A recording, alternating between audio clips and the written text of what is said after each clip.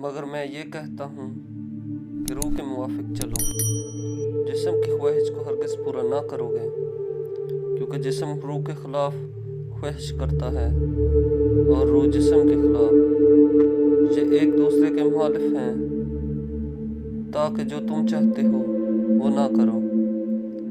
اور اگر تم روح کی ہدایت سے چلتے ہو تو شریعت کے متحد نہیں رہے۔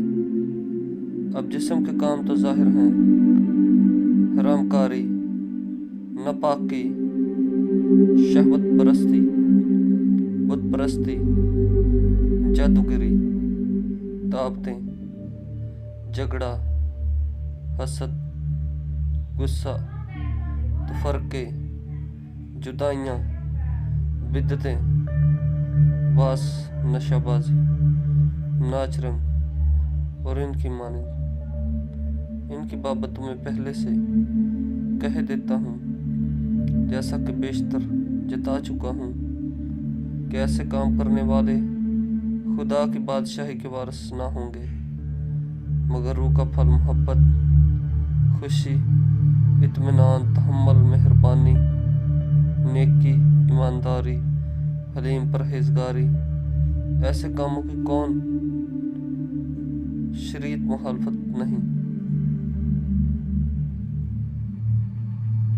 اور جو مسیح یسوع کے ہیں، انہوں نے جسم کو اس کی رغبتوں اور خواہشوں سمیت صلیب پر کھینچ دیا۔ اگر ہم روح کے سبب سے زندہ ہیں تو روح کے موافق چلنا بھی چاہیے۔